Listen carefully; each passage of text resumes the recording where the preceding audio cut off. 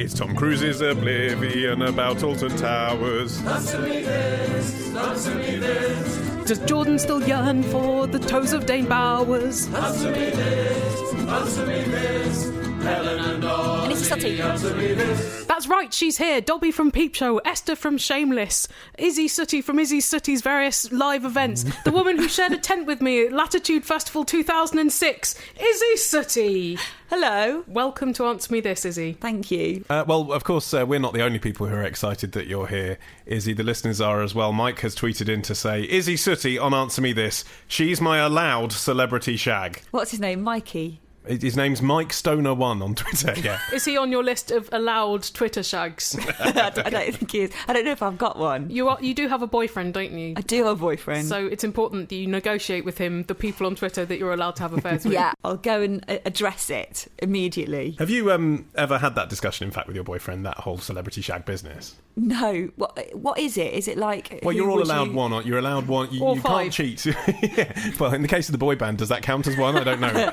You're not allowed to go with Jay anymore since he left me. You have a faithful relationship. You believe in absolute fidelity. However... Well, it's not absolute fidelity if you're having this conversation about loopholes. Well, this is the thing, isn't it? Does the conversation lead to the potential in the future that you might just think about, consider, even if you don't meet that celebrity, perhaps someone who just looks a bit like them? I think it's got to be someone who you'll never meet who looks like no one else. Like Steve Buscemi. Or Jabba the Hutt. Yeah, or David Bowie, because one eye's a different colour. He looks a bit like Tilda Swinton. Yeah, that's You might true. possibly meet Tilda Swinton. Yes, he does look like Tilda Swinton. There is a chance, isn't there, that you might be in a room with David Bowie at some point in your exciting Isy I Suttie like life. the fact that you think that that's the case. We've never had that chat. I guess I sometimes say that, like, we were watching The Wire last night and I said, I want to marry McNulty, but that was because he'd just, like, been really gallant. It's nice that you went for personality rather than just looks. Yeah. Yeah. You've got a thing for gallant guys. Yeah. Would it be a knight then? Would that be your idea of celebrity shag, like Sir Gawain? He's a bit old now. I don't know if yeah. you've seen him about, but he's really let himself go. Well, anyway, this is a very big deal, your presence in the room, Izzy, for James in China, who says... I've just finished listening to Answer Me This 251, and towards the end, I was very happy to hear that Isy Suttie would be on your show. However, as you were announcing it, something very strange happened. Oh. I know what you're thinking. Did he get a stiffening of the penis? As wasn't Helen thinking was doing... I wasn't thinking that. As Helen was doing her one-handed drum roll... Not a euphemism. I thought to myself, I bet they've got in Isy Suttie. Amazing. Wow. Oh, so he had a premonition. He had someone called Derek Akora. There's a new psychic in town. In China. Seriously, he says. Of all the people in the world whose names I could have thought of, I thought of her and no one else. Maybe he's only ever heard of her. Yes. Are you big in China? Not that I know of, but I could go there and do a tour date to James. Now, I'm not some mental peep show nut or Izzy obsessive, This email is not suggesting that this is true. so... I'm not constantly thinking of Izzy or anything, but I'm baffled as to why her name would have popped up. There has to be some logical explanation. There does. How has my mind linked you guys? Have either of you worked with her in another podcast or show? We shared a tent at We shared a Latitude tent. 2006. You probably heard about that on tentshare.com. Have you announced it somewhere else on the web? It was on Twitter. Yeah, I think that's probably what's happened, isn't it? You've I seen think it on possibly Twitter. he could Facebook. have read Twitter late at night and Yeah. absorbed it. And then the next day listened to the podcast and forgotten that he knew who it was going to be. There must be some connection, he says, I've made to have thought of that name. And it must be something you publicised in some way, because there's no way I might have accidentally overheard one of you in a pub talking about it. Because I live in China. All right. So, Izzy, answer me this. How did this happen? I think... Did you ever do this when you were doing your GCSEs or A-levels? Did you record yourself on a cassette tape saying all the facts that you needed to learn and then play it while you were asleep? And it goes into your head? Does it work? Well, I did it and it didn't work, but... There's no control experiment, though. No. You don't know how badly you might have done without it. That's true. And also, we were on the phone all night the night before our English language A-level to two boys we met at Centre Parks called Marius and Ed. How did it work out with those guys? It didn't work out with those guys. I'm sorry to hear it. What And a waste. I got a B in English language because of because of that. So even though I'd played all the facts to myself, I didn't remember things about language acquisition because we've been talking about swimming and tennis all night. Okay, and this links to China this how? links to China because I think China's quite ahead in technology, so it's possible that James has got some kind of contraption that plays him his Twitter feed while he's asleep, which actually would be quite a good invention, so he doesn't ever have to look at it. It just goes in by osmosis. So his subconscious has absorbed it because you've tweeted about it, but he wasn't conscious of it happening. I do wonder, actually, if I was doing my A-levels now, whether I'd take this kind of subliminal learning idea into the digital sphere. Because I, too, when I was sort of 17, 18, I remember for my history A-level, I had facts kind of written on Post-it notes around the house. It's quite embarrassing when my parents had friends round, because it would say, as you came down the stairs just above your head, Hitler becomes Chancellor, 1933. As if this was something worth celebrating and cutting out, putting on the wall. It's by far the least weird thing in the house you grew up. That is actually true.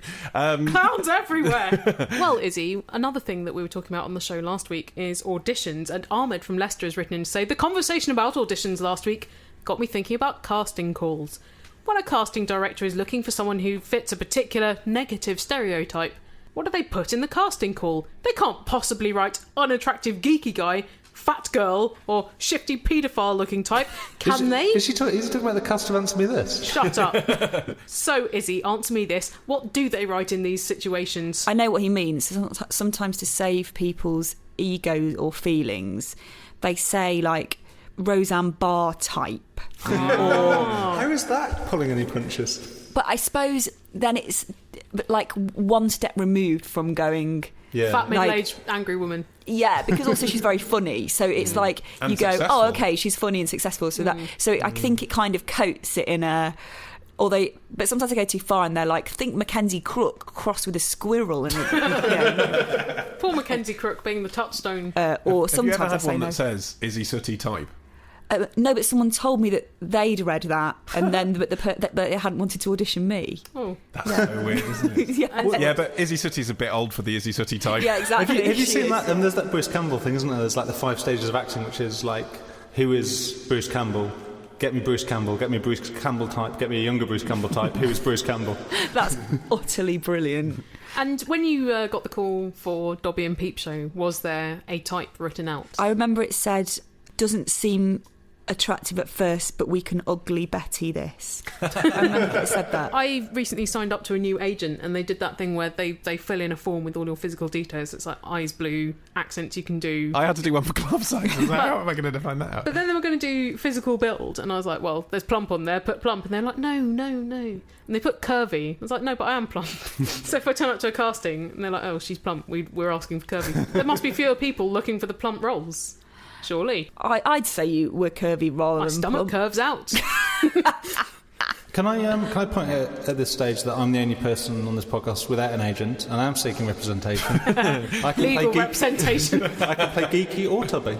Yeah. So You're not Tubby. No, you're really not. I can Tommy. play it. I've got bad posture. You can play furry. What I can type? definitely play What for type is Martin? Well, in gay parlance, he's an otter, Yeah, which is definitely an otter, yeah. thinner than a bear, but hairy. Yeah. Ottery Daniel Kitson type. Yeah, Oh, is that... Wow, is that what he'd be in? an otter. Yeah, because bears are quite... Burly. Yeah, States, bears are I big, think. yeah. Whereas I'd be a... What do they call chubby people? You're a semi-bear, but you're not quite hairy I'm not enough. You're not very really a much bear, no. You're like a bear that's been... Like a shaved Shaved bear. Shaved. Teddy bear. Maybe I'm a teddy bear. Yeah, probably, a yeah. bear that Yeah. ran through an especially prickly head. What about a gummy bear? Oh, gummy bear, yeah. That's quite nice, Well, isn't it? gummy bear to me is a child who's going to end up being a gay bear. You can sort of see the potential. If you've got a question, email your question to answermethispodcast@googlemail.com. Answermethispodcast@googlemail.com. Answermethispodcast@googlemail.com. Answermethispodcast@googlemail.com. So, retrospectors, what historical events are we ticking off on this week's run of Today in History? On Monday, the anniversary of the day Ozzy Osbourne and a bat came face to face on stage. On Tuesday, we go back to the future with a potted history of the DeLorean. On Wednesday, why is the Pope guarded by those guys in floofy hats? On Thursday, how the Rock and Roll Hall of Fame ended up in Cleveland.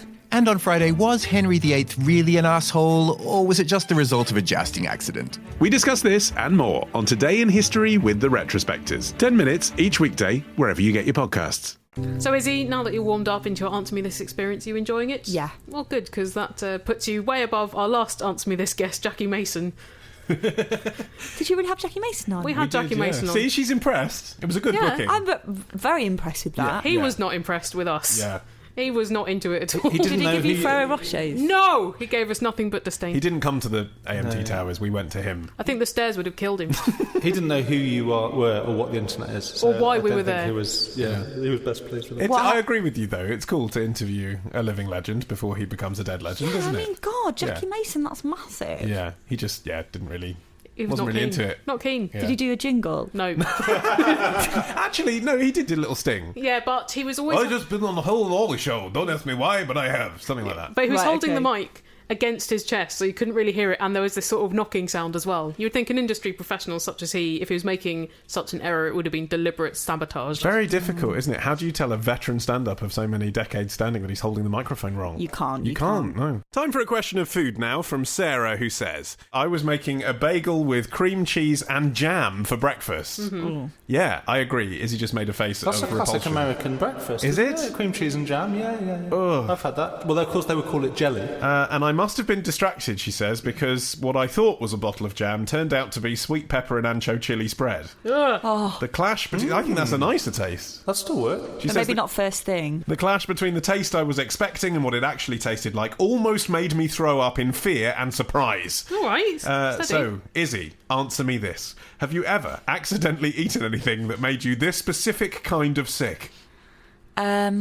The disconnect between expectation and result, which I suppose is what people like Heston Blumenthal are actually gunning for. Yeah, absolutely. You see, he's taking things that you'd think would make you feel sick and then they taste nice, so that's turning on his head. But I think if I looked at, say, an apple and it turned out to be made out of chicken liver pate, I would be a bit upset. I But think if you picked one off a tree and it was full of chicken liver pate, then that is certainly true. Well, I'd be done for scrumping fake pate apples, wouldn't I?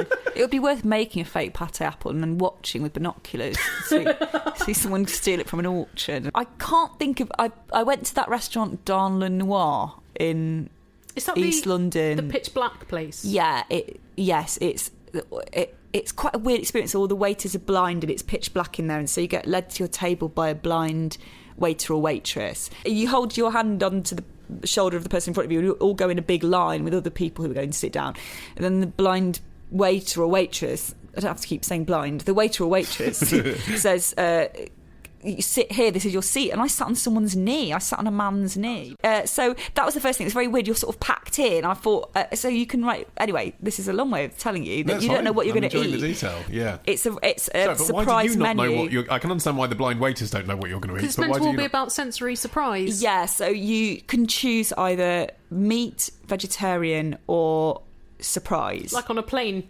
Yeah. The And I surprise chose is both surprise. options mixed together. Surprise, what was that? Well, it's mad food. It's like stuff that I would never normally have, like emu with pasta. And that was similar. The shock was similar. to Yeah, what because you don't know what you were expecting, What and you you expected have was a to meal eat that's it with too your expensive in a hands. weird novelty way with blind waiters. Yeah, and what you got was something exactly. that didn't taste nice either. You have to eat pasta with your hands. Well, you have to eat it all with your hands, because when it's pitch black, I spilt wine all over the person next to me, and then you have to eat it with your hands, because if you try and eat with a fork and a knife and it's pitch black, you just can't get any purchase. You start carving through the table. Yeah, and Wait. so that was strange. That Were yeah. you on a date? No, I was with my sister. Because a lot of people go to those on dates. That's I don't know weird. what. No, I think Stop it'd be very fondling the wrong strange. person, couldn't you? I wonder whether it is an excuse to grope the other person and be like, "Oh, sorry, I was just looking for the salts and I got your breast." Yes, it's quite interesting. We got chatting to the people next to us. Another time, I've been twice. Oh, right. And the second time we got chatting to the people next to us, and they were really posh, and they worked in the city. And then we got outside, and one of them was dressed as a druid, and he had hair down to his waist. He said, "This is the only restaurant I can go where no one judges me by what I wear." Yeah, Well, it's amazing. presumably the idea of having visually impaired waiters and stuff, and then having this sensory deprived experience, is that you're supposed to have a sympathy for how blind people Sure. engage in life on a daily basis, as well as sort of think about food in a different way. But that's a bit like kind of an RSPCA restaurant putting you in a bin liner and throwing you into the river, isn't it? It's a bit of an odd idea, I think. Well, when you put also, it like that. I think if they had more normal food, it would be... Because I don't think that blind people eat, like, emu every day. Exactly. Like, if they had, like, fish and chips and stuff, I think it would work better. Because the problem is, if you're not used to being pitch blackness, and then you've got to contend with, like, some weird consistency, and you're picking it up, and it's, like, dripping everywhere. If you thought, oh, this is a meatball, I recognise this, then you'd concentrate more on the fact that you couldn't see and have that insight into what it must be like, I think. So if you're eating crisps, it would be okay. Yeah. What did you have the second time then, knowing what you knew about the surprise option? I had surprise again. Did you? Yeah. Double or quits. And what was it? A glutton for punishment. I can't remember. Was it like, emu again? No, it was seafood of some sort, like some weird fish cut in circles. I think the closest thing I've had to this experience of anticipating one thing and getting something else, and I remember this very, very vividly in the way that you do when anything traumatic happens to you when you're a child, even though in the grand scheme of what happens to other kids, this really isn't that much of a trauma. I remember seeing on a kitchen table a big lump of cheddar cheese and thinking, yes, I could eat some cheese now, even though it's not dinner time. This taught me a lesson. Picked it up, big bite, butter. Yeah, Martin's I've done that. Yeah, we've all done that. Didn't your brother go to a wedding and there was a cheese table and it was at the end of the wedding and a dog ran up and ran away with a whole brie in its mouth? He would respect that in a dog. Dogs are remarkable like that. I was watching my girlfriend riding a horse once, was standing on the side, like looking into the arena next to a fence, and I'd brought a packed lunch with me in a plastic bag, 2 sandwiches, a drink and an apple, all wrapped up in foil in the plastic bag. And whilst I was watching her, a dog obviously came up behind me and just ate all of the plastic bag, leaving the handle in my hand. So that when I looked down, I was just holding the handle of the plastic bag. And all of the food had gone in, and eaten the wrapping and everything. You've got to admire the pluck. You have. Haven't you? It's like the dog that stole my sandwich when I was having a bad day because the family dog had just died. So I went to the park in Oxford with a sandwich that I've been looking forward to all morning. Really good sandwich. Took a bite. Dog came up, gently took it out of my hand. The audacity of that creature. Did it look at you? Yeah, but in a kind of, I reckon I can get away with this. Having said that, it can be a very cheerful experience. I was once very sick on alcohol in a tent. Not in the tent, but I sort of leant out of the tent to be sick at 3 o'clock in the morning. Dog came along, ate it in front of me whilst it was hot. And actually, I couldn't help but laugh. I thought, That's we've just shared a lovely. moment here, you and I. Okay, I'm not with all the rest of my friends still having fun, but actually that's something that only I can ever truly appreciate, that feeling of vomiting and then seeing the dog eat it straight away. It's like a that's little lovely. janitor. And then the dog said, sorry, I was expecting this to taste like stew. I've got too much money! I've got too much money!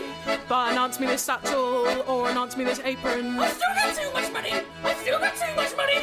But announce me this mug, or announce me this yellow t-shirt. I do not like yellow! I don't look good in yellow! They're also available in red, and white, and black. Where can I get these things from? Where can I get these things from? From cafepress.com/answer me this. I've got too much money! I haven't anymore because although the items were very reasonably priced, the import duty was cripplingly expensive, but no matter, it was still worth it because I'm a fly mofo! Well, Izzy, at this point of the show, we like to remind our listeners of our phone number. 02081235877. So brace yourself, Izzy, to hear the voice of a listener right now. Hello, it's Simon from Sheffield. I hope you're well.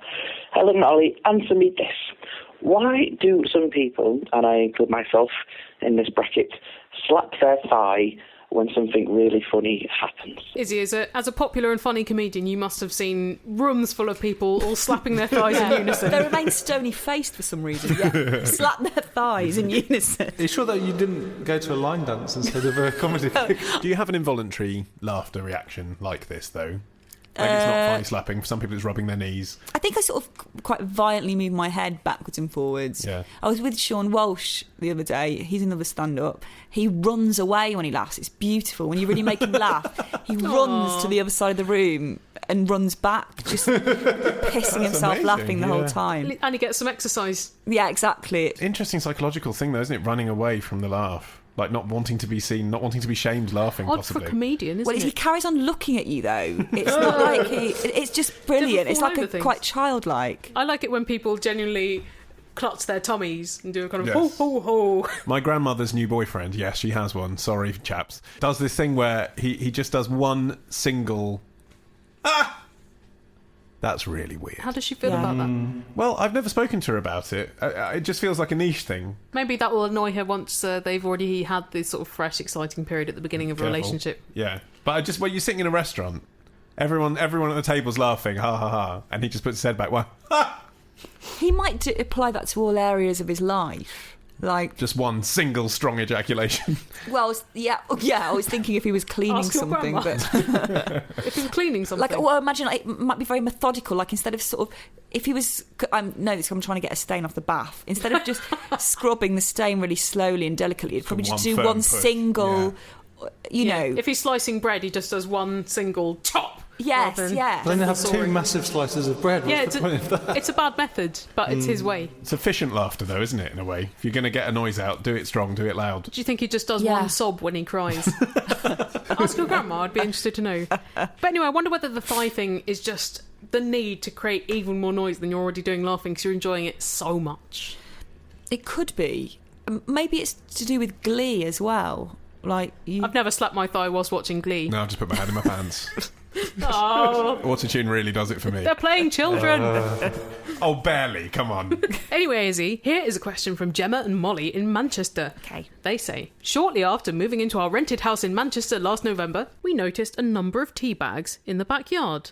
I didn't think too much of it, swept them up, discarded them, and moved on with my life. You would, wouldn't you? Some people might sweep them up and use them again. Anyway, however, less than a week later, I ventured into the yard again and found around 50 tea bags, all dry, so they hadn't been there very long, and they were seemingly placed in a regimented, equidistant layout all over the yard. Again, I cleared them up and threw them away, yet this has happened on 4 occasions since then. I can think of no person with a motive for doing this, and it happened so soon after moving in, it seems that the neighbours would have no real reason to creep us out. So, Izzy, answer me this. What do you think is going on? What shall I do? The neighbours do not suffer the same teabag creepiness. It's probably them doing it then, isn't it? That's what I was thinking. It's the neighbours throwing it over the fence, isn't it? They've got this weird habit. They sit and drink a cup of tea in the garden and they throw it over their shoulder. And happenstance, it arranges itself in a regular layout. But it's the fact that it's a regular it's like a northern version of crop circle. Yeah. Tetley triangles. I want to, Do you think it's messages for Gemma and Molly? I'd like to see a photo of them. Could it be that, like, maybe there's a guy next door who fancies them and he's trying to spell something out? Interesting tactic. That's bloody weird, Izzy. It's very... I'm trying to think of a positive... It's very shy, a romantic element to it. Garbage-based semaphore. Could it be students? Could be who students. who have enough time not only to dispose of their tea bags in an inefficient way, but also to make it seem somehow cryptic. Yeah. If I were them and I found out it was my neighbours, I'd make a massive cup and saucer out of papier-mâché and put it where the tea bags always go. It would get very rained on in Manchester, though, wouldn't it? Let the rain go in, let all the tea bags go in, and when it's full, pour it through the letterbox of the neighbours. Or maybe a fox has eaten all of the rest of your rubbish, but it does not care for tea. But there'd be bits of bin bag around if that was the case, wouldn't it? Not if it's a clever fox, Martin. Once our fridge broke and we've got this, what I call the rustic bowl in the kitchen, which is a bowl that I got from a charity shop made out of clay that I really love. We keep onions in and stuff. And the fridge broke and I put milk, bread and cheese into the rustic bowl and put it outside on the doorstep because it was really cold outside. And within half an hour, the fox had stolen the cheese but left the butter and milk. Well, it probably couldn't open the milk bottle with ease because they've not got opposable thumbs. Well, I think what we're learning is that nature can be selective, Yeah. as Darwin said. And then did it arrange the cheese rind into what looked like a deliberate pattern, but actually was just happenstance? It could be raining tea bags in Manchester. It's the kind of near-biblical event that could happen there. That would be great if it rained tea bags. I hope it's a sort of unusual or romantic explanation rather than just that the neighbours are... Oh, do you think maybe if like they cut into every single tea bag, it spells out "Will you marry me"? Yeah, something It like leaves. that. Yeah. There's like jewels in there. Well, do you think there's someone who is being kept in a dungeon under the neighbour's lawn? This is their way of saying, yeah. They've got like a little air vent that just emerges into Gemma and Molly's lawn, and they're pushing tea bags up, going, "Please notice that I'm under here. They've been there for 10 years." Oh, that's a romantic suggestion, Helen. Yes, that's exactly the Unromantic. kind of thing Izzy The wanted. Fritzl explanation. Yeah. Brilliant. Where do you go to find all the answer that you are looking for? I will tell you the secret. Very good, very good. Where do you go to find the answer? AnswerMeThisPodcast.com. Where do you go to find the answer? AnswerMeThisPodcast.com. You will find your answer here. AnswerMeThisPodcast.com.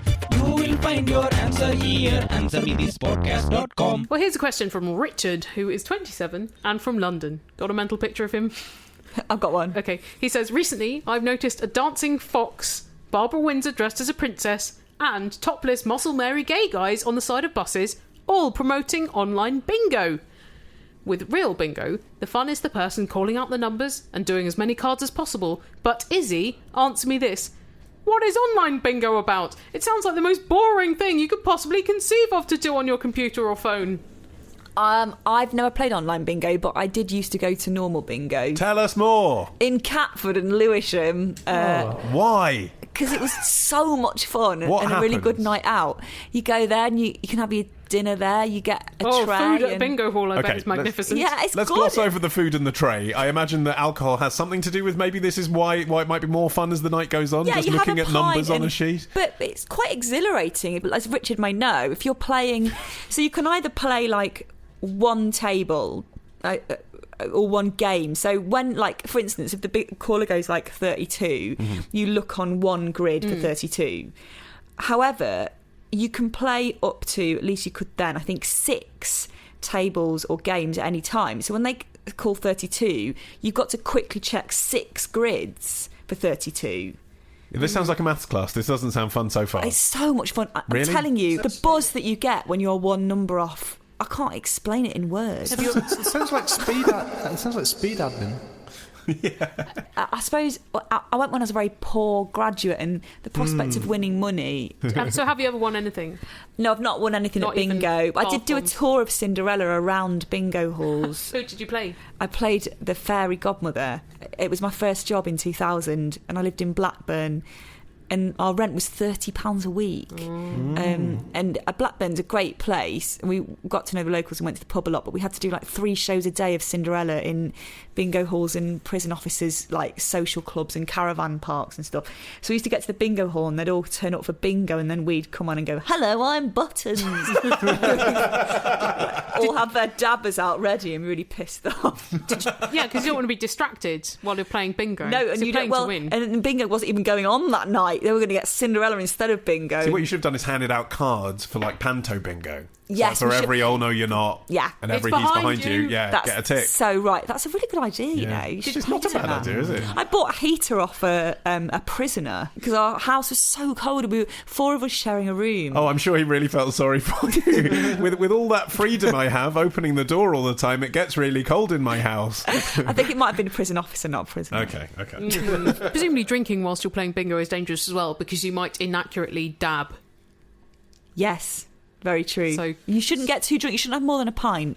That's Perhaps it. we're answering the question here, because when you're at home, probably alone, online bingo playing, you're probably not going to drink more than a pint, are you? But I know that in these online bingo centres, they do try and replicate the other elements that you so enjoyed, Izzy. So they have the social thing. So they have radio stations, internet radio stations that are just for people when they're playing bingo online. Wow. So that there's like a live feeling, and there's a chat room so they can all talk to each other whilst they're playing bingo. So they're trying to simulate the social stuff, I guess, so that you don't get pissed and miss dab. I think it would be good if you, for any reason, couldn't leave the house, like if Yeah. you had a disability or another reason, like you you're live very agoraphobic, or didn't live near a bingo hall and you loved bingo. There's an even more depressing reason than agoraphobia, Izzy, that I found as well. Is it that bingo halls are closing all over the place? It's sort of that. Why are they closing? Is it because the people are dying that play in them? No, it's because of the smoking ban. Oh. Apparently a lot of the sort of older working class people that basically used to go and play bingo used to go there to smoke and chat and play bingo, and now they can't, but at home they can smoke whilst they're playing. Yeah, but at home they can't do as much of the chat and the playing of bingo and have the pie. Well, maybe people could meet up at their houses and smoke, and each bring a computer. Yeah, good idea. Yeah, you could totally do that. Yeah. Do they have online beetle drives? I remember beetle drives Oh, yeah, being beetle a big drives thing were when I was young. ace. That's like junior bingo, isn't it? I can't even Yeah. remember the rules now. You I have have no idea It was what like you're all the talking parts of a beetle. that was like each of its legs and its body all broken up into squares. Feelers. How are you all nostalgically reminiscing about a thing where I have no idea what you're talking about? Because we went to the fun parties when we were young. Yeah, You were off obviously. like making playbills for your solo shows. Foxy Bingo, man dressed as a fox in a 70s suit, bit Shane Ritchie-ish. Does that appeal to you in any way? Sexual, that character, I think. Yeah. Would you? Yeah, Yeah, that's he's kind of my what I'm celebrity asking. shag. Mr. Foxy Bingo. And I don't mean whoever does the voice, I mean that fox. The fox. I haven't seen the campaigns. How do they make? Can I just be clear though? I mean, if he's a merman and he has the lower body of a man but the face of a fox, because that's all you see is the face and hands. Yeah. Is he still your celebrity shag, or do you actually want him as a fox? A human-sized fox with the genitals of a fox. Yeah. I'd rather he had the genitals of a And fox. the tail. Interesting. Yeah. I'd rather he had the genitals of a fox Why? than the morals of a fox. Would you like him to scream during sex like foxes do as well? Yeah, I'd love that. Hello, I'm Wilson, the ball from Castaway, and here is my song about my favourite balls. Football, rugby ball, volleyball ball, tennis ball, Zoe ball, basketball, netball, handball, debutante ball, bowling ball, baseball, big sweaty ball. Answer Me This Sports Day, a marathon of fun and games, out now at answermethispodcast.com/albums. Well, here is a question from Michael from London, who says, I am a 16-year-old who unfortunately looks a lot younger than his real age, like many 16-year-old boys. I have recently acquired a shiny new girlfriend, and we have mutually decided to have sex. Unfortunately, our sexual activities have been put off as I am afraid to buy condoms, as I imagine the shop assistant will think I'm younger than 16. So, Izzy, answer me this. How can I overcome my fear to buy condoms? I'm surprised that a 16-year-old boy with the promise of sex could not overcome any fear to get No, it. it's very sweet that I would go to the doctor and get some free ones. Yes, Yeah, or family planning. I love the idea of him getting an older person to buy the condoms. Like normally you're getting them to buy cigarettes or porn. booze. Yeah, porn. But there is no legal age for buying condoms. Could you just go to the automatic checkout where it's a robot rather than a human? Oh, and then scan it. But frankly, shop assistants, particularly in London, Michael, don't care what you're buying. It's not like they go, hey, everybody come here, this kid's buying condoms, someone's going to get some. They've seen everything. This is a big city. They're just going to put it through the till, make you pay, and then forget about it. What is the problem? You've just got to focus on what will happen once you've obtained the condoms, and that will make you feel better about buying them. If I may say, as a young man who was embarrassed looking at condoms in Boots, look online, because this is the thing you can do now, good idea. and choose the packet that you want. Oh, because so you're not browsing. Yes, Can you because buy- browsing when you're 16 is tricky. Could you not buy them online, Michael?